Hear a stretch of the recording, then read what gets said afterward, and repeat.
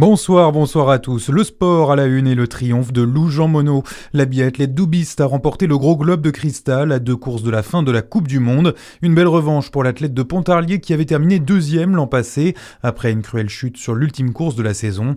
Lou Jean Monod était déjà assuré de décrocher les petits globes de l'individuel et du sprint. Ce gros globe fait suite à l'or olympique décroché à 2 reprises en relais à Milan-Cortina. Elle avait aussi gagné une médaille de bronze en individuel. L'actualité des municipales dans le Jura. Elle accuse ses opposants de triche. Hélène Morel-Bailly, maire sortante de Clairvaux-les-Lacs, a déposé un recours pour faire annuler l'élection après sa défaite pour 15 voix.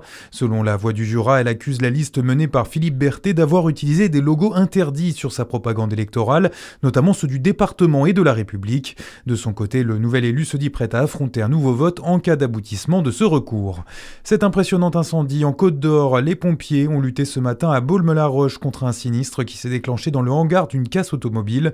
Le service départemental d'incendie et de secours craignait dans un premier temps une propagation sur la commune, mais le feu a été circonscrit par la 60aine de pompiers et la 30aine de véhicules mobilisés. Les fumées étaient visibles à des kilomètres à la ronde. À Dijon, les manifestations contre la carte scolaire ont mobilisé plusieurs centaines de personnes ce matin dans différents établissements et devant le rectorat. Même chose à Is-sur-Tille, un mouvement qui s'inscrit dans une mobilisation nationale pour protester contre les suppressions de postes envisagées. 164 dans l'académie de Dijon, dénoncent les syndicats, alors que le nombre d'élèves est en chute libre dans le pays.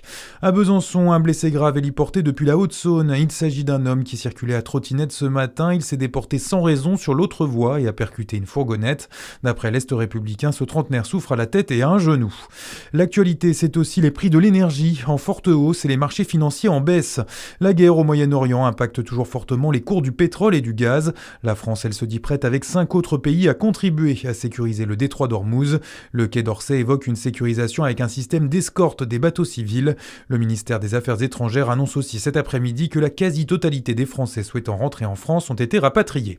Dans l'actualité judiciaire, Vincent Bolloré au tribunal en fin d'année. Le milliardaire sera jugé à Paris pour corruption d'agents publics étrangers au Togo et complicité d'abus de confiance. Cela concerne l'affaire dite des ports africains. Les juges du parquet financier soupçonnent le groupe Bolloré d'avoir utilisé ses activités de conseil lors de campagnes présidentielles en 2010 pour obtenir la gestion de 2 ports au Togo et en Guinée. Le procès aura lieu du 7 au 17 décembre. Du football, Didier Deschamps appelle 26 joueurs pour les 2 matchs amicaux des Bleus fin mars contre le Brésil et la Colombie. Le sélectionneur annonce aussi qu'il dévoilera sa liste pour le mondial le 13 mai prochain. On revient au sport mais local, le cyclisme, on connaît les étapes du Tour de Côte d'Or 2026. Les meilleurs amateurs du pays sont attendus fin mai, départ de Nuit-Saint-Georges le 29 en direction de Le Châtelet.